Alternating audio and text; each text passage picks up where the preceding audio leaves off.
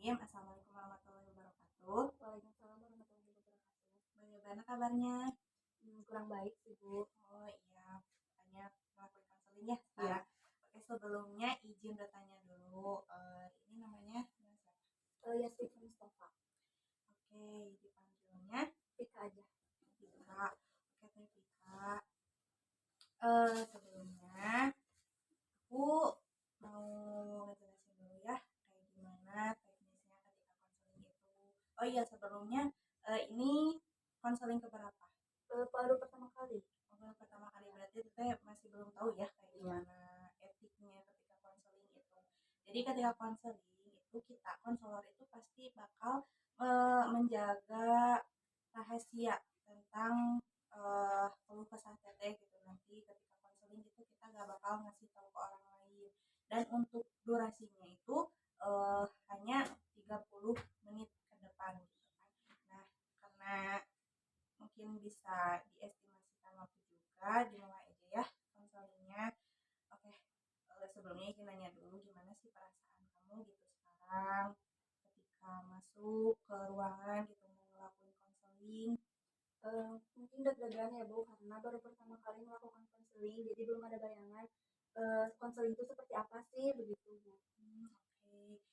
Ini ya, oke, langsung aja diceritain gitu gimana masalahnya apa aja. Jadi Bu, dulu itu kan aku ketemu kayak punya teman. Nah, si teman ini tuh tiba-tiba ngejauhin aku. Salah mah, kalau harusnya aku gak pakai dulu. Kan ceritanya kejadian sekarang. Baiknya dikatanya. Jadi Astagfirullahaladzim. Aku cerita yang kemarin aja lah.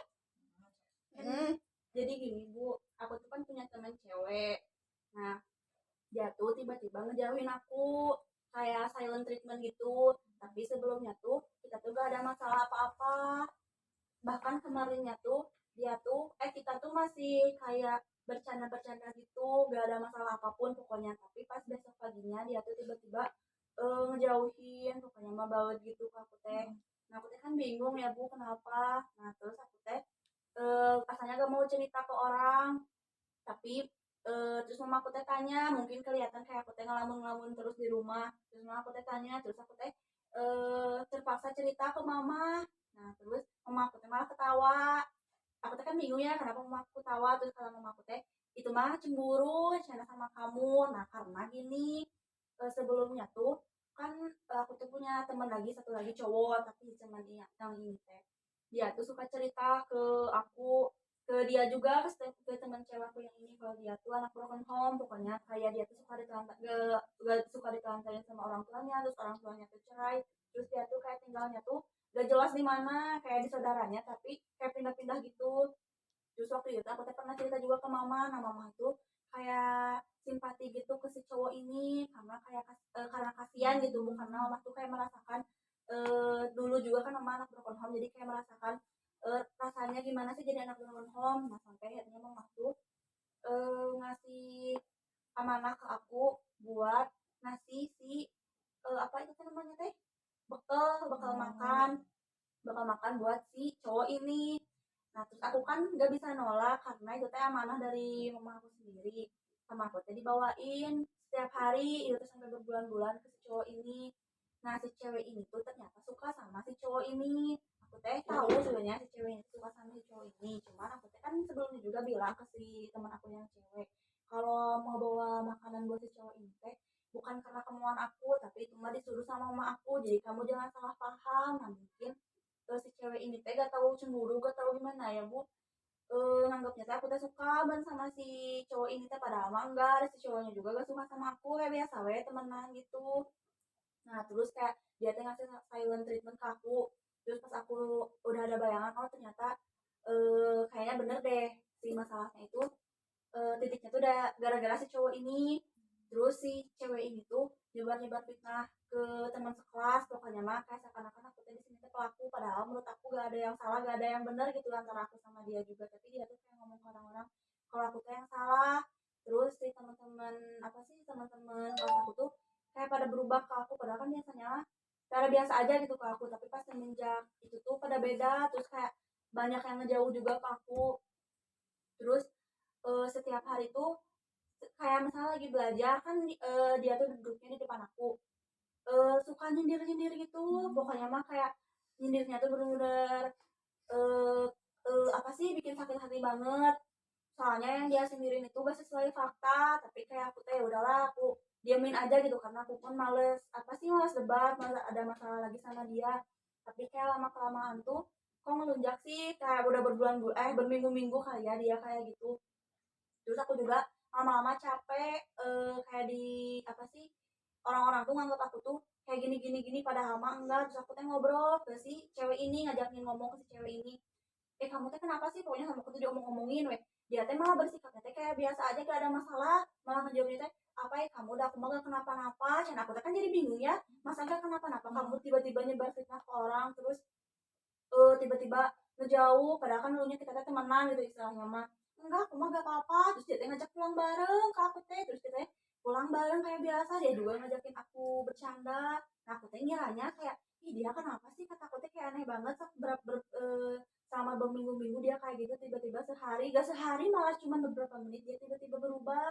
Terus ya udah aku teh besoknya aku ngira dia teh udah tobat ya bu, udah biasa lagi. Ternyata enggak, dia teh kayak gitu lagi. Hmm, selain masalah ini gitu yang tadi diceritain, ada gak yang permasalahan yang bikin kamu tuh ngerasa bahwa kamu tuh harus dikonseling? Masalah overthinkingnya karena bu, aku teh kayak bener-bener kepikiran gitu bu. Aku kan ngerasa ini tuh masalah, titik masalahnya di mana, kayak aku tuh bingung kenapa dia tuh kayak tiba-tiba kayak gitu. Udah aku omongin, udah aku ngomongin ke dia, tapi dianya tuh malah ngerasa gak ada apa-apa, tapi besoknya kayak gitu lagi. Jadi ngelakunya juga nambah beban pikiran gitu bu, sebenarnya ini tuh kenapa sih gitu. Jadi kayak tiap malam tuh aku sempat susah tidur juga karena kayak bener-bener kepikiran. Terus kayak dalam proses belajar aku juga jadi sering ngelamun karena bener-bener kepikiran gitu bu. Pokoknya kayak temen dekat yang saya dekat tiba-tiba kayak gitu, jadi kayak kepikiran sebenarnya ini masalahnya di mana sih kayak gitu. Ada gak yang ketika kan tadi masalahnya udah diceritain banget, berarti tentang antara teman kamu sama orang yang disukain sama teman kamu berarti itu kan. Nah ada gak sih yang kayak misalnya kamu tuh tahu gandengan, oh ini letak masalahnya gitu dari mana gitu? Aku sih nyangkanya dari yang si cowok itu. Soalnya pas aku omongin duluan, aku tuh ngejelasin kalau aku tuh gak suka sama si cowok ini. Terus si cowok itu kayak kaget gitu, bening kayak, oh berarti aku tuh udah tahu titik masalahnya di mana. Terus dia tuh kayak udah, kayak yang tadi aku omongin dia tuh biasa aja, tapi besoknya tuh kayak gitu lagi. Kayaknya dia tuh mungkin belum apa ya, masih gendek kali ya bu. Soalnya setelah dia ngasih silent treatment ke aku tuh masih suka ngasih makanan ke si cowok ini, karena kan mama aku tuh istilahnya, ya itu mah gak ada urusan sama itu kan, yang mamaku mah ngasih ya sedekah we, gak ada urusannya sama itu. Masa sekarang tiba-tiba ada masalah itu mamaku langsung berhenti, kan gak enak juga ya sama si cowoknya, apalagi si cowoknya tuh gak tahu apa-apa, tiba-tiba ke bawah-bawah masalah gitu. Oke, dari sini mau nanya gitu, gimana sih perasaan kamu gitu?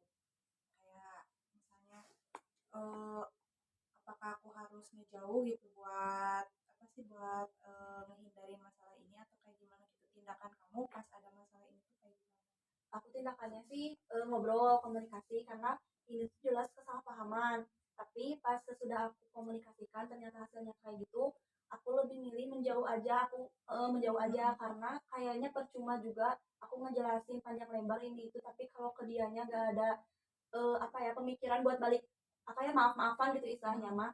Ya udah we, gimana dia aja, karena percuma juga gitu bu. Aku juga ada titik dimana aku tuh ngerasa capek, harus aku aja terus yang mau mohon, harus aku yang minta maaf, sementara dia sendiri aja gak peduli sama permasalahan itu. Jadi ya udah we, dia aja. Oh iya, sebenarnya ini permasalahannya udah lama atau baru-baru ini? Baru-baru, baru-baru Baru-baru ini. kemarin-kemarin. Oh, oke. Kalau misal sekarang gitu ngeliat kamu kan tadi udah kayak bodo amat mungkin, kayak permasalahan itu, apakah itu bisa sedikit memulihkan diri kamu gitu atau enggak? Mungkin kalau awal-awalnya susah ya bu, karena masih kepikiran gitu. Terus mau gimana pun kayak dia tuh teman aku juga gitu, tapi pas udah dijalanin ternyata gak seburuk itu juga. Terus aku pun kayak menyadari oh ternyata dia tuh temen yang toksik gitu, yang emang yang gak seharusnya aku deketin, yang bukan berarti dijauhi tapi kayak secukupnya aja gitu sama dia, karena kalaupun dilanjutin temenan sama dia malah ngebawa pengaruh buruk ke diri aku gitu. Nah kan tadi udah dijelasin juga kan, tadi kamu tuh cara buat enggak memperbesar masalah ini tuh dengan menghindari mereka gitu. Apakah perasaan kamu sekarang itu menjadi lebih baik atau masih merasa kurang atau gimana? Mungkin masih ada pikiran ya Bu, cuman lebih baik daripada kemarin-kemarin. Pas sekarang tuh udah ada beban yang kelepas, meskipun sesekali masih kepikiran gitu, tapi ya lebih baik daripada kemarin-kemarin. Oke, apa ya? Kalau misal tadi kan masalah itu ya, nah aku mau nanya gitu. Saya mau nanya, apakah masalah ini tuh berdampak ke aktivitas kamu enggak sehari-harinya? Karena kan ini pertemanannya tentu saja pasti bertemu setiap hari gitu kan, apalagi ini di sekolah ya kejadiannya ya. Pasti kan tiap hari gitu kita ketemu gitu. Nah itu tuh kayak gimana sih, ngeganggu nggak ke aktivitas kamu, misalnya ke tidur kamu jadi keganggu atau apa kamu? Sedikit mengganggu ya Bu, karena kita juga sekelas, terus kita juga banyak kelompok yang sama, di satu kelompok yang sama, terus dia tuh gak bisa membedakan gitu Bu antara kelompok sama masalah pribadi dia. Jadi pas dia tuh ada masalah sama aku, tapi dia tuh gak bisa profesional dalam mengerjakan tugas gitu, jadi kayak malas-malasan. Jadi kayak dia alasan dia gak mau ngerjain tugas kelompok tuh karena ada aku kayak gitu. Jadi aku pun kan jadi nambah beban juga, harusnya pekerjaan yang dia kerjain jadi dikerjain sama aku. Terus kalau masalah tidur pernah, karena kan kepikiran gitu masalah ini tuh cara nyelesainnya gimana, terus titik masalahnya di mana, kenapa orang ini kayak gini ke aku, terus mikirin juga tanggapan orang-orang ke aku kan jadi buruk, sementara aku pun gak pernah melakukan hal tersebut gitu. Jadi aku pun kepikiran dan pernah sulit untuk tidur juga. Oke. Nah kan kalau misal kayak gitu kan ini udah beberapa waktu lalu juga kan. Gimana sih gitu, selain menghindar gitu kan pastinya ketemu lagi gitu, selain menghindar apa gitu, pasti kan kalau misalnya ketemu mah susah ya menghindar juga. Nah selain menghindar gitu, cara kamu buat ngatasin overthinking kamu, terus kayak kecurigaan kamu dan sebagainya yang tadi kamu udah ceritain itu kayak gimana? Aku lebih ke mengurangi pemikiran tentang dia gitu Bu, terus mengalihkan fokus aku tuh kayak ke nonton drakor, terus ke K-pop gitu khususnya. Karena dengan aku nonton K-pop tuh otomatis kan fokus aku tuh kayak oh udah ke K-pop aja gitu, meskipun aku udah beres nonton drakor, misal aku tuh kepikiran lagi ke dia, tapi kayak kepikirannya tuh kayak biasa aja gitu. Sekarang tuh emang sebenarnya udah mulai terbiasa juga. Terus kalau misalnya ketemu sama dianya juga cuek, gak kayak orang gak kenal gitu. Jadi kayak ya udah weh, sekarang mah hidupnya tuh kayak masing-masing dia, aku gitu. Oke, mungkin sekarang kamu udah lumayan damai gitu ya sama mereka. Ada gak perasaan mengganjal masih gitu di dalam diri kamu? Ya eh kayak misalnya masih kesel sama orang ini gitu atau enggak? Mungkin kalau disebut kesel enggak sih, karena aku pun udah memaafkan gitu Bu, kayak udah gak apa-apa. Terus teman-teman aku juga lama kelamaan mereka tuh kayak tahu ternyata yang salahnya itu di mana gitu, yang salahnya di mana, yang benarnya di mana. Mereka juga udah mulai kayak tanpa aku menjelaskan ke mereka kalau enggak aku tuh gak kayak gini, tanpa aku menjelaskan kayak gitu pun kayak mereka tuh udah tahu gitu. Oh ternyata aku tuh gak kayak gitu, tapi sebenarnya yang kayak gitu tuh dia yang kayak gitu. Jadi sekarang tuh kayak oh iya, tanpa aku ngomong pun mereka udah berpikiran seperti itu gitu. Jadi kayak udah lumayan tenang. Tapi meskipun kadang-kadang kepikiran, tapi ya masih gak biasa aja gitu. Sebenarnya ini masalah kamu overthinkingnya, mungkin kalau misalnya dari aku gitu, saran aku karena ini juga udah dikit ya, maksudnya waktunya udah hampir sedikit, jadi aku ngasih saran aja. Nah untuk permasalahan kamu, saya rasa kamu bisa untuk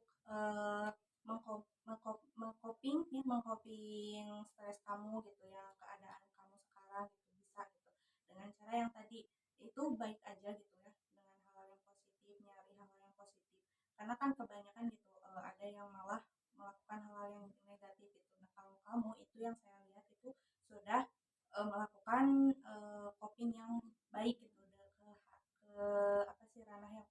positif gitu. Dan saya harap kamu bisa mempertahankan itu. Dan bagi saya gitu, jangan terlalu dipikirkan omongan orang lain ataupun pandangan orang lain, karena memang ya kalau misal orang lain itu eh gak pernah paham dengan apa yang kita rasain. Jadi sebisa mungkin kita pikirin dulu diri kita, baru kita lihat orang lain gitu. Karena kalau misal kita terus-terusan kayak orang lain kayak gini ke aku kayak gitu, ya itu pasti bakal berdampak buruk ke pikiran kita dan juga tubuh kita sendiri gitu. Dan saya harap kamu jangan terlalu dipikirkan omongan orang lain, sikap orang lain, pandangan orang lain ke kamu gitu. Oke, mungkin kayak gitu ya dari saya, karena sesi konseling juga sudah habis. Untuk itu mungkin dicukupkan saja sesi konseling ini. Terima kasih karena sudah melakukan konseling dengan saya. Saya harap dengan melakukan konseling dengan saya, Teh Yasifika juga bisa berubah menjadi lebih baik lagi.